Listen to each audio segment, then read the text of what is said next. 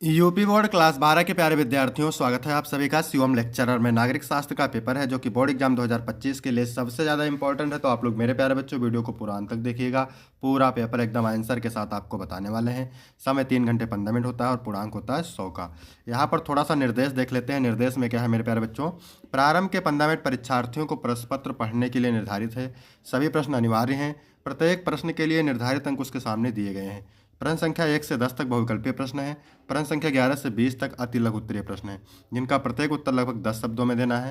प्रश्न संख्या 21 से 26 तक लघु उत्तरीय प्रश्न फर्स्ट हैं, जिनका प्रत्येक उत्तर लगभग 50 शब्दों में देना है। प्रश्न संख्या 27 से 30 तक लघु उत्तरीय प्रश्न सेकंड है, जिनका प्रत्येक उत्तर लगभग 100 से 125 शब्दों में देना है। प्रश्न संख्या 31 से 32 दीर्घ उत्तरीय प्रश्न है, जिनका उत्तर आपको 250 शब्दों में देना है। तो सभी लोग वीडियो को कर देंगे लाइक, चैनल पर नए होंगे चैनल को सब्सक्राइब कर देंगे, वीडियो को शेयर कर देंगे। चलिए वीडियो को शुरू करते हैं। सबसे पहले बहुविकल्पीय प्रश्न, इसमें मेरे प्यारे बच्चों प्रश्न नंबर 1 है, निम्न में से किसने सर्वप्रथम खुले द्वार की नीति अपनाई? खुले द्वार की नीति चीन ने, दक्षिण कोरिया ने, जापान ने या भारत ने? तो चीन सही हो जाएगा। ठीक है, चीन ने सर्वप्रथम खुले द्वार की नीति अपनाई थी। इसके बाद 2 नंबर है, स्वाधीनता से पहले बांग्लादेश किस देश का हिस्सा था? पाकिस्तान, भारत, चीन या फिर श्रीलंका? तो पाकिस्तान सही हो जाएगा। स्वाधीनता से पहले बांग्लादेश पाकिस्तान देश का हिस्सा था। ठीक है मेरे प्यारे बच्चों।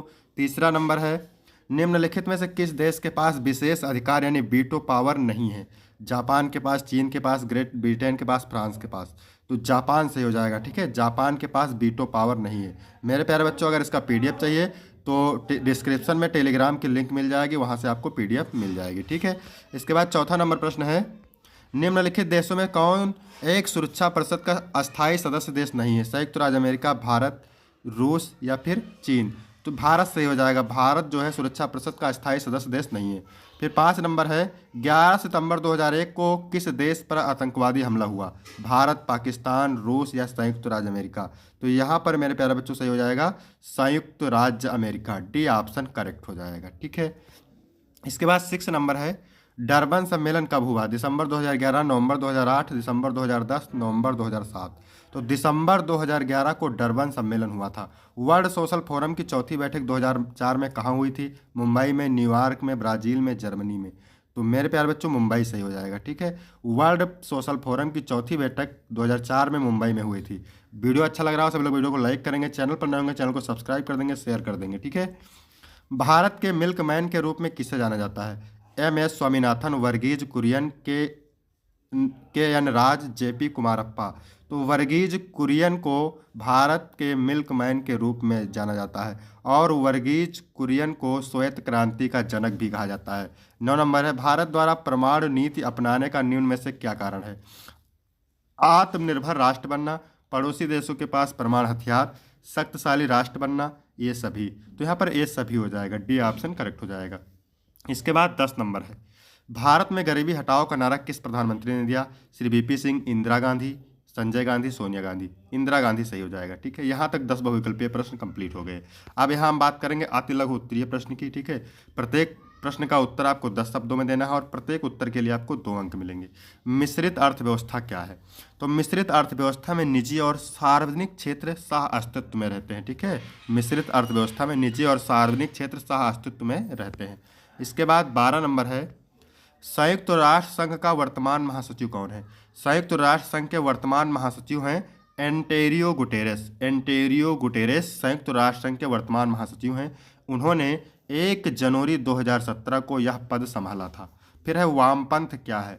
वामपंथ एक राजनीतिक विचारधारा है जो आर्थिक और सामाजिक समानता के लिए संघर्ष करती है। ठीक है, वामपंथ एक राजनीतिक विचारधारा है जो आर्थिक और सामाजिक समानता के लिए संघर्ष करती है। 14 नंबर है, अमेरिका ने इराक पर हमला कब किया था? तो अमेरिका ने इराक पर 20 मार्च 2003 को हमला किया था। फिर है, दक्षिण एशिया के किन्हीं 2 देशों के नाम? तो भारत और पाकिस्तान। प्रथम पंचवर्षीय योजना का कार्यकाल क्या था? प्रथम पंचवर्षीय योजना का कार्यकाल था 1951 से 1956। 1951 से 1956। इसके बाद है 17 नंबर, चिपको आंदोलन क्या है? यह किस राज्य में चलाया गया? तो चिपको आंदोलन वन संरक्षण के लिए किया गया एक आंदोलन है जो उत्तराखंड में राज्य में चलाया गया, जो उत्तराखंड राज्य में चलाया गया। इसके बाद है, भारत पाकिस्तान विवाद के 2 कारण बताइए। तो भारत पाकिस्तान विवाद के 2 कारण मुख्य निम्न हैं। पहला है कश्मीर का विवाद।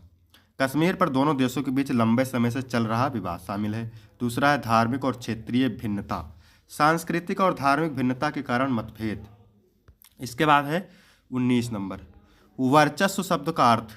वर्चस्व का अर्थ है दूसरों पर अपनी शक्ति या प्रभाव बनाए रखना। ठीक है, वर्चस्व का मतलब क्या होता है? दूसरों पर अपनी शक्ति या प्रभाव बनाए रखना। फिर मेरे प्यारे बच्चों 20 नंबर है, किन्हीं दो देशी रियासतों के नाम लिखिए जिन्होंने स्वतंत्रता के बाद भारत में विलय का विरोध किया।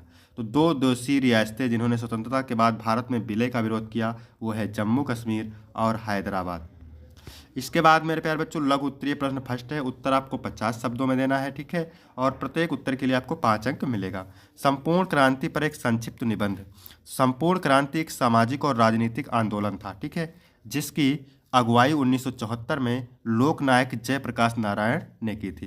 यानी संपूर्ण क्रांति के जनक कौन थे? जयप्रकाश नारायण। यह आंदोलन भ्रष्टाचार, गरीबी, बेरोजगारी और अन्य सामाजिक बुराइयों के खिलाफ था। इसका मुख्य उद्देश्य व्यवस्था परिवर्तन और सच्चे लोकतंत्र का स्थापना था। इस आंदोलन ने भारत की राजनीति को गहराई से प्रभावित किया और आपातकाल लागू होने का भी कारण बना। इसके बाद है 22 नंबर, क्या कह रहा है? भारतीय जनसंघ की विचारधारा क्या थी? संयुक्त राष्ट्र संघ के, तो मेरे प्यारे बच्चों यहाँ पर रहेगा संयुक्त राष्ट्र संघ के 4 प्रमुख अंग कौन से हैं? ठीक है, तो संयुक्त राष्ट्र संघ के 4 प्रमुख अंग निम्न है। पहला असेंबली यानी संगठन की सर्वोच्च सभा इसमें होती है। सुरक्षा परिषद यानी अंतर्राष्ट्रीय शांति और सुरक्षा के जिम्मेदार निकाय होता है। अंतर्राष्ट्रीय न्यायालय यानी विवादों का न्यायिक समाधान करता है। इसके बाद अगली हेडिंग लिखेंगे अर्थव्यवस्था और सामाजिक परिषद, आर्थिक और सामाजिक विकास को बढ़ावा देना। इसके बाद है हरित क्रांति। 23 नंबर है हरित क्रांति क्या है? तो हरित क्रांति 1960 के दशक में भारत में कृषि उत्पादन बढ़ाने के लिए शुरू की गई एक क्रांतिकारी पहल थी। इसमें उच्च गुणवत्ता वाले बीज, रासायनिक उर्वरकों, कीटनाशकों और आधुनिक तकनीकों का उपयोग किया गया। इससे भारत में खाद्यान्न उत्पादन में वृद्धि हुई और देश खाद्य सुरक्षा की दिशा में आत्मनिर्भर बना। इसके आगे लिखेंगे 24 नंबर प्रश्न क्या कह रहा है? 1968 की परमाणु अप्रसार संधि को स्पष्ट कीजिए। तो 1968 की परमाणु अप्रसार संधि के एक अंतर्राष्ट्रीय समझौता है जो परमाणु हथियारों के प्रसार को रोकने के लिए बनाया गया था। इसके तहत 5 देशों को ही परमाणु हथियार रखने की मान्यता दी गई, जबकि अन्य देशों को उन्हें ना बनाना या उनका परीक्षण नहीं करना है। इसके बाद है 25 नंबर, क्या कह रहा है? अंतर्राष्ट्रीय मुद्रा कोष के कार्य। तो अंतर्राष्ट्रीय मुद्रा कोष IMF के मुख्य कार्य निम्न है। पहला है सदस्य देशों को वित्तीय सहायता प्रदान करना। दूसरा है मुद्रा स्थिरता और वैश्विक आर्थिक सहयोग को बढ़ावा देना। तीसरा है आर्थिक सलाह और तकनीकी सहायता देना। चौथा है सदस्य देशों के भुगतान संतुलन में मदद करना। इसके बाद अगला है 5वां, वैश्विक वित्तीय संकटों से निपटने में सहायता करना। फिर 26 नंबर प्रश्न है पृथ्वी सम्मेलन पर एक संक्षिप्त टिप्पणी लिखिए। तो पृथ्वी सम्मेलन 1992 में रियो डी जेनेरियो ब्राजील में हुआ था, जहां दुनिया भर के देशों ने पर्यावरण और विकास के बीच सामंजस्य बनाने पर विचार विमर्श किया। इस सम्मेलन ने जलवायु परिवर्तन, जैव विविधता और सतत विकास के लिए वैश्विक कार्यवाही की दिशा तय की। इसके बाद है लघु उत्तरीय प्रश्न सेकंड, उत्तर आपको देना है 100 से 125 शब्दों में मेरे प्यारे बच्चों, और प्रत्येक उत्तर के लिए आपको 6 नंबर मिलेगा।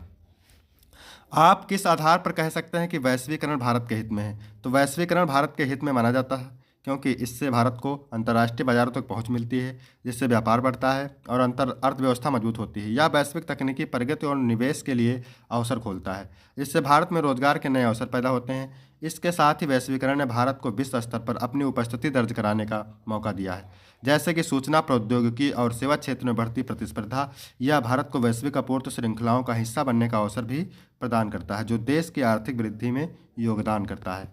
इसके बाद है 28 नंबर, शीत युद्ध की समाप्ति के क्या कारण थे? तो शीत युद्ध की समाप्ति के प्रमुख कारण निम्न थे। पहला है आर्थिक संकट। सोवियत संघ की अर्थव्यवस्था कई वर्षों तक भारी सैन्य व्यय और अन्य कारणों से कमजोर हो गई, जो उसके पतन का मुख्य कारण बनी। प्रतिस्पर्धा और दबाव। अमेरिका के नेतृत्व वाली एशिया पश्चिमी शक्तियों और नाटो के साथ लगातार सैन्य और आर्थिक प्रतिस्पर्धा ने सोवियत संघ को कमजोर किया।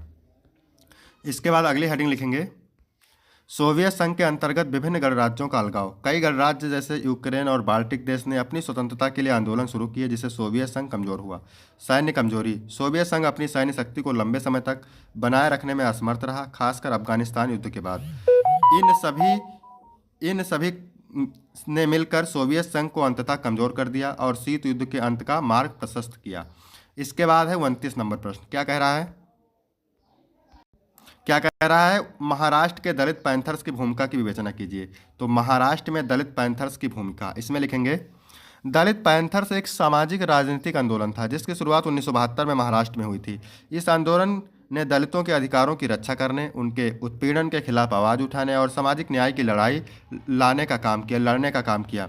दलित पैंथर्स ने जातिगत भेदभाव, छुआछूत और गरीबी के खिलाफ संघर्ष किया। आंदोलन ने दलित समुदाय को एकजुट कर सामाजिक और राजनीतिक ताकत के रूप में पहचान दिलाई। उन्होंने समाज में न्याय की मांग को लेकर रैलियां, प्रदर्शन और सांस्कृतिक आंदोलन किए। दलित पैंथर्स ने दलितों को अपने अधिकारों के प्रति जागरूक किया और उन्हें आत्मसम्मान के से जीने का हौसला दिया। यह आंदोलन महाराष्ट्र के अलावा अन्य राज्यों में भी दलित की स्थिति में सुधार लाने के लिए महत्वपूर्ण साबित हुआ। इसके बाद है 30 नंबर। क्या कह रहा है, नक्सलवादी आंदोलन के उद्देश्यों का वर्णन कीजिए। तो नक्सलवादी आंदोलन का मुख्य उद्देश्य रूप से गरीब किसानों, आदिवासियों, मजदूरों को अनेक अधिकार दिलाना था जो वे भूमिहीनता, शोषण, गरीबी और सामाजिक अन्याय के कारण खो चुके थे। इसके अतिरिक्त नक्सली आंदोलन ने भूमि सुधार, सरकारी नीतियों में बदलाव, गरीबों के लिए अधिकार, अधिक मौके और न्यायपूर्ण वितरण प्रणाली की मांग की। इस आंदोलन व्यवस्था में आमूलचूल बदलाव लाने की दिशा में काम करता है ताकि सामाजिक असमानता, वर्गभेद और शोषण को समाप्त किया जा सके। नक्सली आंदोलन के पीछे मुख्य विचार था कि समाज में निहित असमानता और अन्याय को समाप्त करने के लिए हिंसक और सैन्य संघर्ष किया जाए। इसके बाद है दीर्घ उत्तरीय प्रश्न। उत्तर आपको 250 शब्दों में देना है और प्रत्येक उत्तर के लिए आपको 8 अंक मिलेगा। तो 31 नंबर कह रहा है, दक्षिण पूर्व एशियाई राष्ट्रों का संगठन का उद्देश्य एवं भूमिका का मूल्यांकन कीजिए अथवा सोवियत व्यवस्था के मुख्य विशेषताएं बताइए। फिर है 32 नंबर। क्या कह रहा है मेरे प्यारे बच्चों, 1975 में आपातकाल की घोषणा संविधान के किस अनुच्छेद के अंतर्गत की गई थी, इसके कारण एवं प्रभाव की व्याख्या कीजिए अथवा द्वितीय विश्व युद्ध के परिणामों की विवेचना कीजिए। तो यहाँ तक वीडियो कंप्लीट होता है। वीडियो अच्छा लगा हो तो वीडियो को लाइक करेंगे, चैनल को सब्सक्राइब करेंगे, कमेंट करके जरूर बताएंगे। फिर मिलते हैं आपको अगले वीडियो में, तब तक के लिए जय हिंद, जय भारत।